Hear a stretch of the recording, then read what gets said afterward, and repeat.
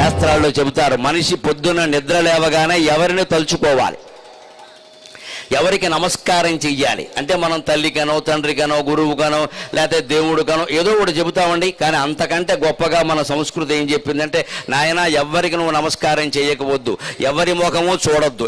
ఎందుకంటే ఎవరి ముఖమైనా చూస్తే మనం ఏమంటాం, ఆవేళ మంచి జరిగిందనుకో పర్వాలేదు వాళ్ళకి చెప్పాం, కానీ ఏదైనా చెడు జరిగిందనుకో పొద్దున్నే కనిపించింది పనికి మాలిన ముఖం అందుకే జరిగిందంటాం. మనం తక్కువ వాళ్ళం కాదు. మనం మనకి ఏదైనా చెడు జరిగితే పొద్దున్న ఎవరు కనపడ్డారో వాళ్ళ మీద పెట్టేస్తామండి. నిజానికి ఆలోచించండి, ఈ దేశపు యువతరం నీకు పొద్దున్న ఎవడో కనపడడానికి నీకు పనులు జరగడానికి ఏమైనా సంబంధం ఉందా?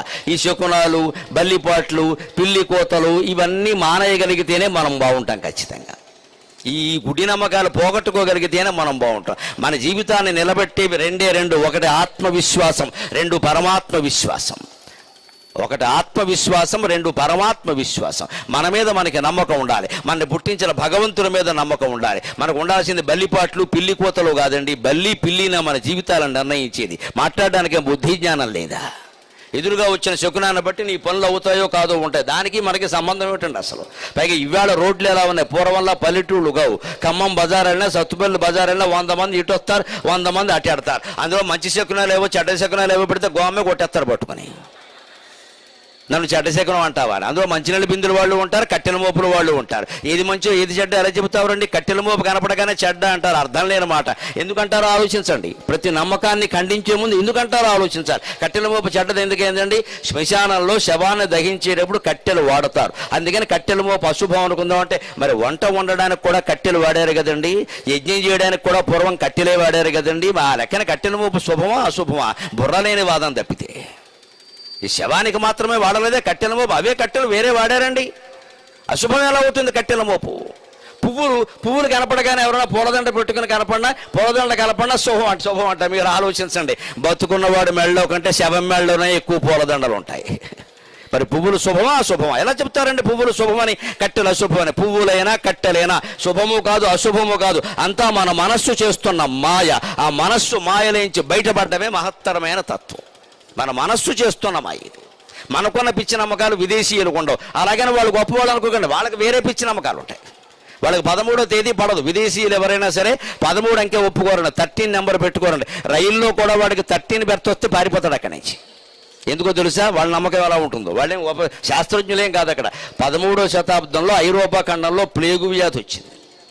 ఆ ప్లేగు వ్యాధి వచ్చినప్పుడు 13 లక్షల మంది చచ్చిపోయారు ఒక్కసారి. చిన్నపిల్లల పాపం 13వ శతాబ్దంలో వచ్చింది, కొన్ని లక్షల మంది చచ్చిపోయారు. ఆ దుర్ఘటన వాళ్ళు మర్చిపోలేక వాళ్ళ మనస్సులకు పట్టేసిన బూజు ఏమిటంటే 13 అంటే భయం. వాళ్ళకి 13 అంటే భయం. మీరు ఎవరి ముఖము చూడక్కల్లా. ఆశ్చర్యకరమైన విషయం ఏంటో తెలుసా? మన చేతులు మనం చూసుకోవాలి, మన అరచేతులు మనం చూసుకోవాలి. ఎవరిని చూడక్కల్లా. మన అరచేతులు ఏముంది? అరచేతుల్లో శీతాకాలం పొప్పర్లు ఉంటాయి, వేసవకాలం చెమట ఉంటుంది. ఏముండదు ఇక్కడ. శీతాకాలం ఏమో తెల్లగా పొప్పర్లు వచ్చి ఉంటాయి, వేసవకాలం చెమట ఉంటుంది. మరి ఏమిటి అరచేతుల్లో ఉండేదంటే దానికి ఒక శ్లోకం చెప్పారు. కరాగ్రే వసతే లక్ష్మీ, కరమధ్యే సరస్వతి, కరమూలే స్థితా గౌరీ, ప్రభాతే కరదర్శనం. పొద్దున్నే నీ చెయ్యి నువ్వు చూసుకోవయా సరిపోతుంది, ఇంకెవరిని ఎక్కాల. ఎందుకన్నారు? కరాగ్రే వసతే లక్ష్మీ. ఈ చేతి గోళ్ల చివర లక్ష్మీదేవి ఉంటుందట, చేతి మధ్యలో అరచేతి మధ్యలో సరస్వతీదేవి ఉంటుందట, ఈ అరచేతి మూలంలో గౌరీదేవి ఉంటుందట. ఎక్కడున్నారండి? అంత చెయ్యే ఉంది, ఎక్కడ ఏం కనపడరండి. దాన్నే సింబాలిజం అంటారు. హిందూయిజంలో సింబాలిజం ఎక్కువ. పురాణాల్లో ఏం చెప్పినా ప్రతీకాత్మకంగా చెబుతారు, ఇండైరెక్ట్గా పరోక్షంగా చెబుతారు. మనం కాస్త విశ్లేషించుకోవాలి. చేతి చివరి గోడు లక్ష్మీదేవి ఉంటుంది అనుకుని మనం అక్కడ పసుపు కుంకుమ రాసేసి కూర్చోకూడదు. అక్కడ ఆవిడకు చీర కట్టేసి ఈ పిచ్చి పనులుగా చేయాల్సింది. నీ చేతి చివర లక్ష్మీదేవి ఉంటుందంటే అర్థం ఏంటి? లక్ష్మి అంటే సంపద ఎలా వస్తుందండి? కష్టపడితే వస్తుంది. కష్టపడకుండా ఏ సంపదలు రావండి. కష్టపడడం దేంతో కష్టపడతాం? శరీరం అంతా కష్టపడుతుంది. కానీ ఏమంటున్నాం? ఎవరైనా సంపాదిస్తుంటే వాళ్ళకేంటమ్మా 2 చేతులు సంపాదిస్తున్నారంటారు. చేతులు వాడతారు. సంపాదన అంటే చేతులు వాడతారు. కష్టపడడం అంటే చేతులు కష్టపడి చేతులు అరిగిపోయాయి అంటారు, కాళ్ళు అరిగిపోయాయి అన్నారు. తిరిగి కాళ్ళు అరిగిపోయాయి అంటారు, వాగి నోరు అరిగిపోయింది అంటారు. కష్టపడి చేతులు అరిగిపోయాయి అంటారు. అంటే కష్టానికి ప్రత్యేకలు చేతులు. ఆ చేతుల్లో శరీరం అంతా ఊగితే అలాగా చేతులు ఊగుతాయండి అటు ఇటు ఖచ్చితంగా. ఆ చేతుల్లో కూడా అరచేతుల్లో పనిచేస్తాయండి, చెయ్యంతా ఉండదండి. ఈ మైకు అటు ఇటు జరపాలంటే అరచెయ్యే, మొత్తం ఈ చెయ్యంతా అక్కర్లేదు. మంచినీళ్ళు తాగాలంటే 2 చేతులు అరచేతులు చాలు నాకు. ఈ చెయ్యంతా ఊరికే ఉంటుంది అంతే బలం. అందుకని పట్టుకోవడం దీంతోనే ఇలా పట్టుకుంటాం మనం. పైగా ఈ మూత తీసాం చూడండి, ఈ వేలి వేళ్లతో తీసుల్లో ఉంది, అందున అరచేతుల్లో ఉంది, అందున అరచేతి కొసల్లో ఉంది. ఆ అరచేతి కొసల్లో లక్ష్మీదేవి ఉందంటే ఒకటే లెక్క, నువ్వు కష్టపడితే సంపద వస్తుంది, కష్టపడ్డం నేర్చుకో. ఇది పొద్దున్నే భారతీయులకి మన సంస్కృతి నేర్పిన పాఠం. లేవగానే కష్టపడేటువంటి ఆలోచన చేయాలి. పడుకొని అక్కడికే టీ తెమ్మండం కాదు, రోగిష్టి వెళ్ళాక. కరాగ్రే వసతే లక్ష్మీ అంటే అదిగే మన వాళ్ళు గోళ్ళు కొరగద్దు అంటారు. గోళ్ళు ఎందుకు కొరగద్దంటే లక్ష్మీదేవి ఉంటుంది, నువ్వు కొరికితే ఆవిడకి గాయం, లక్ష్మీదేవి వైకుంఠంలో ఉంటుంది. నీ గోళ్ళ దగ్గర ఉండాల్సిన కర్మ ఆవిడకి ఏం లేదు.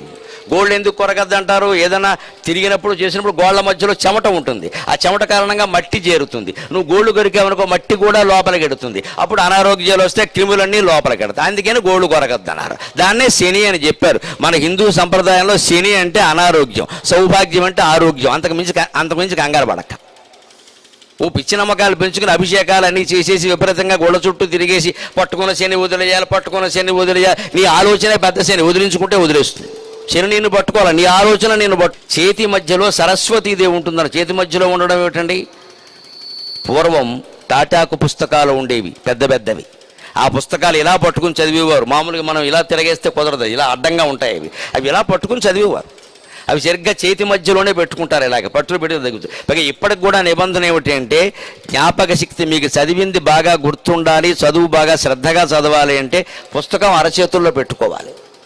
స్మార్ట్ ఫోన్లో చూసి చదివితే ఏది జ్ఞాపకం ఉండదు, కళ్ళు వాచిపోతాయి, దెబ్బతింటాయి. అచ్చు పుస్తకంలో చూసి చదివితే కొంత గుర్తుంటుంది, కొంత నయం.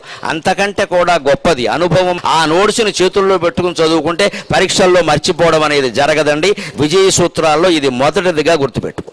మీరు నోట్స్ రాసుకోవాలి విడిగా. ఊరికి ఆల్ ఇన్ వన్ అనడం, ఓ పుస్తకం కొనేయడం, అందులో మళ్ళీ మాస్టర్ దగ్గరికి వెళ్ళి అందులో ఇంపార్టెంట్ అనడం, మళ్ళీ ఇంపార్టెంట్ కూడా చెప్పక వెరీ వెరీ వెరీ, ఇంక వీరికి అర్థం లేదు. ఇంకా ఈవేళ మాస్టర్ అంటే పాఠాలు చెప్పేవాడు కాదు, కర్మగారు ఇంపార్టెంట్ చెప్పేవాడు అయ్యాడు. అంటే మాస్టర్ జాతకాలు చెప్పేవాడు కింద తయారయ్యాడు. ఇక్కడ పాఠం చెప్పేవాడు మాస్టర్ కాదు అంటే ఇంపార్టెంట్ కాబట్టే కదా. పుస్తకం అంతా ఇంపార్టెంటే, పుస్తకం అంతా ఇంపార్టెంటేనండి. అందులో మళ్ళీ ఇంపార్టెంట్ ఏంటి? బాబు రాజేంద్ర ప్రసాద్ భారత జాతికి మొదటి రాష్ట్రపతి మహానుభావుడు.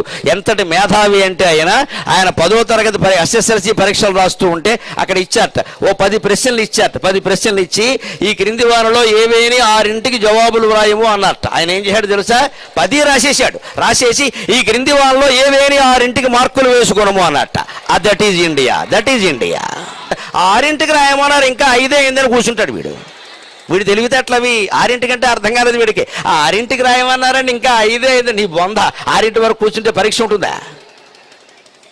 ఆయన అలా ఆలోచించడు. 6 రాయమని నువ్వు చెప్పేదేట, 10 ప్రశ్నలు ఇచ్చావు, నాకు 10 వచ్చును అని 10 రాసేసి అదే సమయంలో ఏవేని 6 మార్కులు వేసుకున్నాం అంటే దిద్దేవాడికి ఎంత పడిపోయాడు బాబు, ఇదేం మేధావని.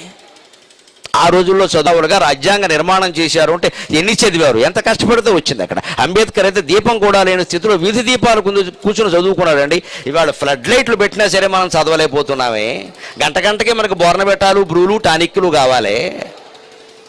మళ్ళీ అమ్మలు ఇచ్చే గిఫ్ట్లు, నాన్నలు ఇచ్చే గిఫ్ట్లు కావాలి. గిఫ్ట్లు ఉంటే కానీ చదువు రాదే మనకి.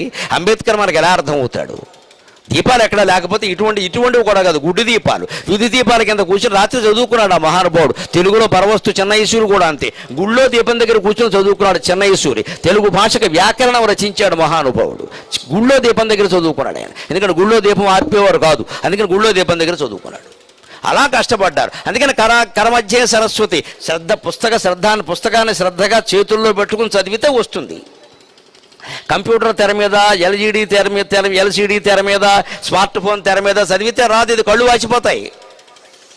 అందుకని కరమధ్యే సరస్వతి. నీకు చదువు బాగా రావాలంటే పుస్తకాన్ని దగ్గర పెట్టుకో. ఇంకో మాట, ఆశ్చర్యకరమైన మాట, కరమూలే స్థిత గౌరీ. గౌరీ అంటే పార్వతీదేవి. ఆవిడ దేనికి సింబల్ అండి? సంకేతం. లక్ష్మీదేవి సంపదకి సంకేతం, సరస్వతి విద్యకి సంకేతం, గౌరీదేవి శారీరక శక్తికి సంకేతం, ఫిజికల్ స్ట్రెంగ్త్. అందుకే అమ్మవారిని పల్లెటూళ్ళలో జాతర చేసేటప్పుడు శక్తి అంటారు. సరస్వతీదేవిని అనరు, లక్ష్మీదేవిని అనరు. పార్వతీదేవిని మాత్రం ముత్యాలమ్మ, పోలేరమ్మ ఆ పేరు మీద శక్తి అంటారు. శక్తి జాతర అంటారు. శక్తి అంటే శారీరక శక్తి. శక్తి ఎక్కడుందంటే మనిషి శరీరంలో ఎనర్జీ పాయింట్స్ కేంద్రాలన్నీ ఎక్కడెక్కువ ఉంటాయంటే మన శరీరం మొత్తం మీద శక్తి కేంద్రం అరచేతి కింది భాగం, మూల భాగం. దానికి లెక్క ఏమిటో తెలుసా? మనం నడుస్తూ పడ్డాం అనుకోండి, ఎక్కడ ఆనుకుని లేస్తాం? మోకాల మీద ఆనుకోం, పగిలిపోతుంది. మోచేతి మీద కూడా ఆనుకోం, జిల్లుమంటుంది. అరచేతి మీద ఆనుకుని లేస్తాం. అరచేతి మీద కూడా కింది భాగంలో ఆనుకుని లేస్తాం. అంచేత కరమూలే స్థిత గౌరీ అంటే నీ శక్తి అంతా నీ అరచేతి మూలంలో ఉంది. నువ్వు కింద పడితే లేవడానికి నీ బలం మీద ఆధారపడు, పక్కవాడి బలం మీద కాదు. ఖచ్చితంగా నీ బలం మీద నువ్వు ఆధారపడాలి. ఈ రకంగా భారత జాతి హిందూ ధర్మం రూపంలో ఒకే ఒక సంస్కృత శ్లోకంలో పొద్దున్న లేవగానే ఈ చేతి గోళలో లక్ష్మీదేవి ఉందయ్యా, మధ్యలో సరస్వతి ఉందయ్యా, చేతి మూలంలో గౌరీదేవి ఉందయ్యా అని చెప్పడం ద్వారా ఆత్మవిశ్వాసాన్ని, పరమాత్మ విశ్వాసాన్ని కలిగించిందా లేదా? విజయ సూత్రంలో ఇది ఎంత ముఖ్యమండి. మరే జాతిలో, మరే మతంలో, మరే ధర్మంలో ఇలా చెప్పడం మీరు చూస్తారా ఎక్కడైనా? అది భారతదేశం, అది భారతీయ సంస్కృతి.